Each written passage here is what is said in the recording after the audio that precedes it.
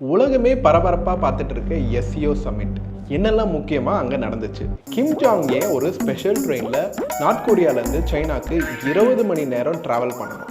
SEO மீட்டிங்கோட எண்டில் நம்மளோட Indian prime minister புட்டினோட காரில் ட்ராவல் பண்ணுறாரு. அங்கே அப்படி ரகசியமான பேச்சுவார்த்தை என்ன நடந்திருக்கும்? போன வாரம் ஃபுல்லாக ட்ரம்ப் பற்றி நிறைய வதந்திகள் என்னதான் ஆச்சு ட்ரம்ப்புக்கு, இது மாதிரி பல்வேறு சுவாரஸ்யமான விஷயங்களை நம்ம இந்த வீடியோவில் பார்க்க போகிறோம். வாங்க, இது உலக அரசியல் வித் உங்கள் எஸ்கே.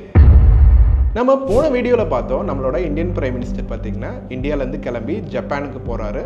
அங்கே பார்த்தீங்கன்னா ஜப்பான் பிரைம் மினிஸ்டர் கூட புல்லட் ட்ரெயினில் ட்ராவல் பண்ணுறாரு.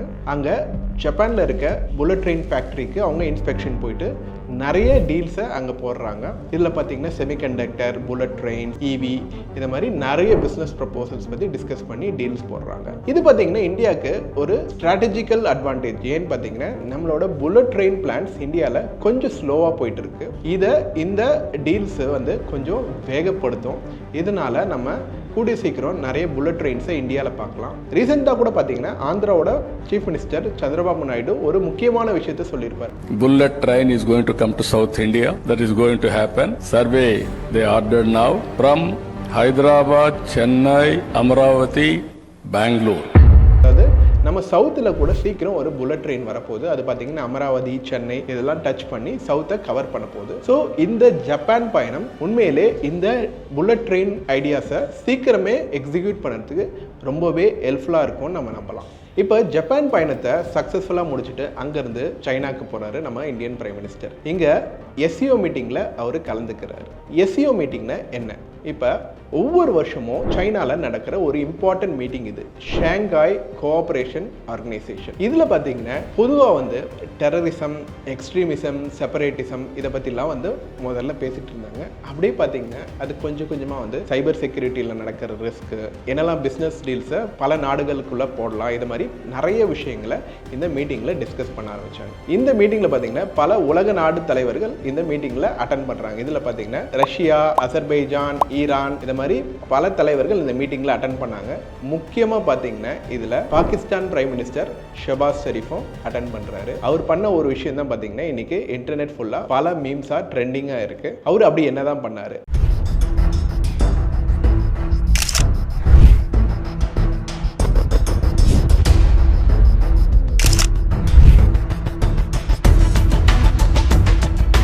இப்போ பார்த்தீங்கன்னா நம்மளோட இந்தியன் பிரைம் மினிஸ்டர் மோடியும் புட்டினும் ஏதோ முக்கியமான ஒரு விஷயத்த பேசிட்டு நடக்கிறாங்க.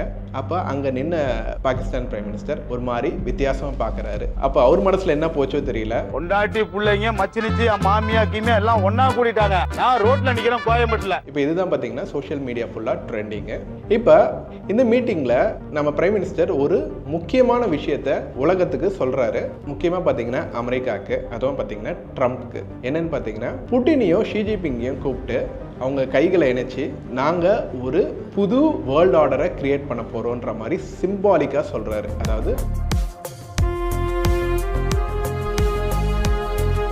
புதிய உலக அதிகாரம். ஏன்னா இவ்வளோ நாள் பார்த்தீங்கன்னா அமெரிக்கா தான் கிட்டத்தட்ட நாங்கள் தான் ஒரு டான் மாதிரி உலகத்தையே ஆண்டுட்டு இருக்காங்க. இப்போ இதுக்கு ஒரு மாற்றாக நாங்கள் மாற்று சக்தியாக வரப்போகிறோன்றதை சிம்பாலிக்காக சொல்கிறாங்க. நான் என்னோட முதல் வீடியோவில் உங்களுக்குலாம் ஒரு விஷயத்த சொல்லியிருப்பேன். அதாவது அரசியல்ன்றது ஒரு செஸ் கேம் மாதிரி. நீங்கள் ஒவ்வொரு ஸ்டெப்பையும் ரொம்ப கேர்ஃபுல்லாக எடுத்து வைக்கணும், இல்லாட்டி அது உங்களுக்கே பேக் ஃபயர் ஆகும். இப்போ அமெரிக்கா இந்தியா மேலே நிறைய ப்ரெஷரை போட்டாங்க. டேரிஃப் அது இதுன்னு ஒவ்வொரு நாளும் ஏதாவது ஒரு கம்ப்ளைண்ட்டை சொல்லிட்டே இருந்தாங்க. இப்போ பார்த்தீங்கன்னா இந்தியா எடுத்து வைக்கிற பல்வேறு ஸ்டெப்ஸ்னால அரசியலில் பல மாற்றங்கள் நடந்துகிட்டே இருக்கு. ஸோ இது கண்டிப்பாக அமெரிக்காவுக்கு ஒரு பேக் ஸ்டெப் தாங்க. அமெரிக்காலே பார்த்தீங்கன்னா நிறைய தலைவர்கள் ட்ரம்ப் எடுத்த ஸ்டெப் சரியில்லை, இந்தியாவை பகச்சிக்கினது சரியில்லை, இதனால நமக்கு தான் நிறைய நஷ்டம் அப்படின்னு சொன்னாலும் ட்ரம்ப் அதெல்லாம் கேட்குற மாதிரி இல்லை. மேபி இன்னும் பல விஷயங்கள் நடக்க மேபி அவர் கொஞ்சம் அவரோட ஸ்டாண்ட்லேருந்து இறங்கி வரலாம். அதை நம்ம வெயிட் பண்ணி தான் பார்க்கணும். இப்போ இந்த மீட்டிங்ல நிறைய பிசினஸ் டீல்ஸ் போடுறாங்க. நம்மளோட Indian prime minister Now we get to know that this visit could take place in the month of December this year. புட்டினை டிசம்பர் மாதம் இந்தியாவுக்கு வாங்க, எங்களோட கோடானு கோடி மக்கள் உங்களோட வருகைக்காக வெயிட் பண்ணிட்டு இருக்கோம் அப்படின்னு ஒரு நியூஸை அங்கே சொல்கிறாரு. இப்போ ஃபைனலாக ஒரு போனஸ் நியூஸ் உங்களுக்கு. அதாவது இந்த மீட்டிங்கோட எண்டில் நம்மளோட பிரைம் மினிஸ்டர் பார்த்தீங்கன்னா புட்டினோட ஸ்பெஷல் காரில் ட்ராவல் பண்ணுறாரு. எல்லாருக்கும் ஒரு கேள்வி வரலாம், எதுக்கு இந்த மீட்டிங்கில் தனியாக ட்ராவல் பண்ணணும்? இப்போ பொதுவாக உலக தலைவர்கள் மீட் பண்ண சொல்ல அவங்களுக்கே தெரியாத சம்டைம் பக் வைப்பாங்க. அதாவது என்ன பேசுறாங்க, முக்கியமான விஷயங்கள் ஏதாவது பேசுறாங்களா அப்படின்னு வைக்கிறதுக்கான வாய்ப்புகள் சம்டைம்ஸ் இருக்கு. பட் புட்டினோட கார் பார்த்தீங்கன்னா ஸ்பெஷலான கார். அதுல இதை மாதிரி உளவு கேட்கறதுன்றது வந்து பாசிபிளான ஒரு விஷயம் இல்லை. இப்போ அந்த கார்ல டிராவல் பண்ண சொல்ல என்னெல்லாம் பேசியிருக்காங்கன்னு நமக்கு தெரியாது. ஆனா இதெல்லாம் பேசியிருக்க அதிக வாய்ப்பு இருக்கு. அதாவது இந்தியா சைனாவை கம்ப்ளீட்டா நம்ப வேணாம். ஏன்னா எப்பயுமே சைனா அவங்களோட நலத்துக்காக மட்டுமே செயல்படுறவங்க. இப்ப பாத்தீங்கன்னா இந்த பெல்ட் அண்ட் ரோட் இனிஷியேட்டிவ்ல கூட அவங்க எடுத்து வைக்கிற பல ஸ்டெப்ஸ் வந்து இந்தியாவுக்கு டிஸ்அட்வான்டேஜா தான் இருக்கு. ஸோ சைனா கூட ஒரு ரிலேஷன்ஷிப்ல இருங்க, ஆனா அவங்கள 100% நம்பாதீங்க. இதை மாதிரி ஒரு விஷயத்த ரஷ்யா சொல்லியிருக்கிறதுக்கான வாய்ப்புகள் அதிகம். அதே மாதிரி யூஎஸும் சைனாவும் சேர்ந்து கூட ஒரு கேமை பிளே பண்ணலாம். அதனால நம்ம எடுத்து வைக்கக்கூடிய ஒவ்வொரு ஸ்டெப்பும் நம்ம கேர்ஃபுல்லா தான் எடுத்து வைக்கணும். இதை மாதிரி ஒரு விஷயத்தை பேசியிருக்கிறதுக்கான வாய்ப்புகள் அதிகம். இப்போ அடுத்தது கிம் ஜாங்கோட டிராவலை பத்தி பார்ப்போம். கிம் ஜாங் பார்த்தீங்கன்னா ஒரு ஸ்பெஷல் ட்ரெயின்ல இருந்து நார்த் கொரியால இருந்து சைனாக்கு 20 hours டிராவல் பண்றாரு. ஏன் ஒரு மனுஷன் 20 மணி நேரம் ட்ரெயின்ல டிராவல் பண்ணும், அதாவது ஓல்ட் ஸ்டைல்ல? இதுக்கு பல்வேறு காரணங்கள் இருக்க வாய்ப்பு இருக்குங்க. இப்போ பொதுவாக ஃப்ளைட்ல டிராவல் பண்ணீங்கன்னா ரிஸ்க் கொஞ்சம் அதிகம். ஏவனாவது ஈஸியா ஒரு மிசைல் அடிச்சு அந்த ஃப்ளைட்டை காலி பண்ணுவான். அந்த ஃப்ளைட்ல ஏதாவது பிரச்சனை ஆச்சுன்னா அது அவரோட உயிருக்கே ரிஸ்க். மூணாவது பார்த்தீங்கன்னா நார்த் கொரியா கிட்ட இருக்கிற ஃப்ளைட்ஸ்லாம் பார்த்தீங்கன்னா கொஞ்சம் அவுடேட்டட். அவங்க நிறைய ஃப்ளைட்ஸை ரஷ்யா கிட்ட இருந்து வாங்கியிருக்காங்க. இப்போ அந்த ஃப்ளைட்டை எடுத்துட்டு போக சொல்ல அந்த மனுஷனோட ஈகோ தான் அஃபெக்ட் ஆகும். ஏன்னா நான் ஒரு பெரிய சர்வாதிகாரி அப்படின்னு உலகத்துக்கே காட்டுற அந்த மனுஷன் ஒரு பழைய ஃப்ளைட்டில் ட்ராவல் பண்ணுறாருன்னா அது உலக நாடுகளுக்கு இடையே வந்து பார்த்தீங்கன்னா அவரோட மதிப்பை கம்மியாக காட்டும். இதனாலேயே வந்து பார்த்தீங்கன்னா இந்த ட்ரெயினில் ட்ராவல் பண்ணுறாரு. இந்த ட்ரெயின் பார்த்தீங்கன்னா 10 to 15 கேரேஜஸ் இருக்கு. அதில் 2 கேரேஜ் பார்த்தீங்கன்னா அவரோட மெர்சிடிஸ் கார் இருக்கு, special bullet proof Mercedes car. மீதி இருக்கிற சில கேரேஜஸ்ல பார்த்தீங்கன்னா அந்த சோல்ஜர்ஸ்லாம் கம்ப்ளீட்டாக இருக்காங்க ப்ரொடெக்ஷனுக்கு. இவருக்குன்னு பார்த்தீங்கன்னா தனியான ஒரு பெட்ரூம், ஆஃபீஸ் ரூம், இதை மாதிரி கம்ப்ளீட் ப்ரொடெக்ஷனோட அந்த ட்ரெயின் ட்ராவல் பண்ணுது.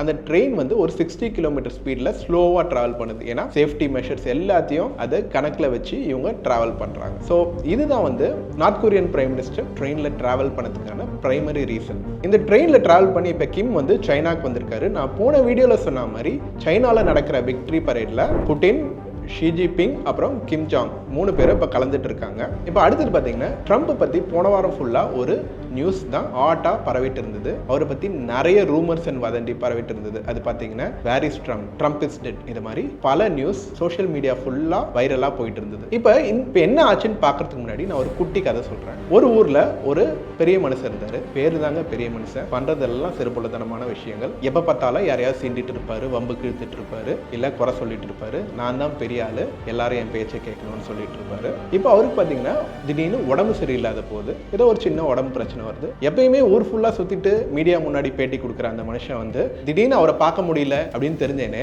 அவருக்கு பிடிக்காத சில பேர் என்ன பண்றாங்க, ஆஹா இதுதான் சான்ஸ், இந்த ஆளை பத்தி நம்ம பல ரூமர்ஸ் வதந்தியை பரப்பலாம் அப்படின்னு முடிவு செய்யறாங்க. அந்த ஆள் அவ்வளவுதான் காலி, அந்த ஆள் செத்துட்டாரு அப்படின்னு பல நியூஸை ஊர் ஃபுல்லா பரப்புறாங்க. இப்போ இங்க நான் ஒரு முக்கியமான விஷயத்தை உங்களுக்கு சொல்றேங்க.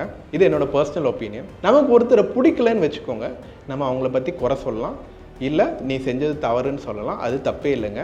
ஆனால் அவங்கள பற்றி தவறான புரளிகளை சொல்கிறது வந்து ரொம்பவே தப்பு. அதுவும் அவங்களோட பர்சனல் லைஃபோ இல்லை அவங்க ஹெல்த்து பற்றியோ கண்டிப்பாக நமக்கு உரிமையே இல்லை.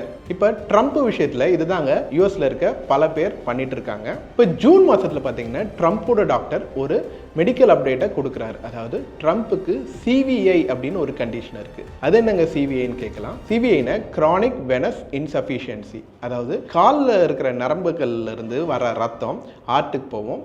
அதில் ஒரு சின்ன பிரச்சனைனால அந்த ரத்தம் போகிறதுல கொஞ்சம் இஷ்யூஸ் ஆகும். இதை கரெக்டான டைமில் ட்ரீட் பண்ணிட்டா இதனால் எந்த பெரிய பாதிப்புகளும் இல்லை. கரெக்டான டைமில் ட்ரீட் பண்ணாத விட்டுட்டோன்னா இது ஹார்ட்டுக்கே ஒரு பெரிய ப்ராப்ளமாக ஆகிறதுக்கு வாய்ப்பு இருக்குது. எப்படின்னு பார்த்தீங்கன்னா போகிற ரத்தம் திடீர்னு கிளாட் ஆயிடுச்சுன்னா ஹார்ட்டுக்கு சரியான ரத்தம் போகாது. அதனால் ஸ்ட்ரோக்கோ லாட்டாக்கோ வரதுக்கு வாய்ப்பு இருக்குது. இப்போ சில வாரங்களாக பார்த்தீங்கன்னா ட்ரம்ப்போட கையில் சில வீக்கங்கள் ஒரு பேட்ச் மாதிரி மீடியா ஃபுல்லாக அந்த நியூஸ் பரவச்சு. அதுலேருந்து நிறைய ரூமர்ஸ் அவரை பற்றி பரவ ஆரம்பிச்சுது. இப்போ இந்த விஷயத்தில் எரியிற நெருப்பில் எண்ணெயை ஊற்றின மாதிரி அமெரிக்காவோட வைஸ் பிரசிடென்ட் மார்க்கோ ரூபியோ ஒரு விஷயத்தை சொல்றாரு. அதாவது if this nation face a tragedy I am ready to take over அப்படின்னு சொல்றாரு. அதாவது ஏதாவது ஒரு ட்ராஜடி நடந்துச்சுன்னா நான் பிரசிடென்ட்டா பதவி ஏற்று இந்த கண்ட்ரி கண்ட்ரியை ரன் பண்ணுறதுக்கு தயார் அப்படின்னு சொல்கிறாரு. அந்த மனுஷனுக்கு ட்ரம்ப் மேலே என்ன கடுப்போ தெரியல, இந்த மாதிரி ஒரு ஸ்டேட்மெண்ட்டை விட்டுருக்காரு. இப்போ இதுக்கெல்லாம் பார்த்தீங்கன்னா வெள்ளை மாளிகை ஒரு ஸ்டேட்மெண்ட் வர்றாங்க. அதாவது ட்ரம்ப் நிறைய பேர் கூட கை கொடுக்கறனால தான் அது மாதிரி கையில் வீக்கம் வந்திருக்கு. அதே மாதிரி ட்ரம்ப் ஆஸ்பிரின் எடுத்துக்கிறாரு. அதாவது நான் சொன்னல சிபிஐன்னு, அதுக்கு ஆஸ்பிரின் எடுத்துக்கிறாரு, அதனால தான் அந்த மாதிரி இருக்குது. மற்றபடி உடல்நிலைக்கு எந்த பிரச்சனையும் இல்லைன்னு ஒரு ஸ்டேட்மெண்ட் விட்டுருந்தாங்க. இந்த ரூமருக்குலாம் முற்றுப்புள்ளி வைக்கிற மாதிரி ஆகஸ்ட் 30 ட்ரம்ப் அவரோட பேரன் பேத்தியோட அவரோட கால்ஃப் கிளப்க்கு டிராவல் பண்ணுறாரு. எப்போ அந்த வீடியோ ஃபோட்டோஸ் வந்ததோ அப்போதாங்க எல்லா பிரச்சனைக்கும் ஒரு முற்றுப்புள்ளி வந்தது. இப்போ நான் சொன்ன மாதிரி Kim Jong, Putin, Xi Jinping 3 பேரும் விக்டரி பரேடில் இருக்காங்க. இங்கே பல்வேறு சுவாரஸ்யமான விஷயங்கள் நடக்கும். அதை பற்றிலாம் நம்ம வரப்போகிற வீடியோவில் அப்டேட்ஸ் கொடுப்போம். உங்களுக்கு இந்த வீடியோ பிடிச்சிருந்தேன், இதை லைக் பண்ணுங்கள், உங்களோட ஃப்ரெண்ட்ஸ் கூட ஷேர் பண்ணுங்கள், சப்ஸ்கிரைப் பண்ணுங்கள். நன்றி, வணக்கம்.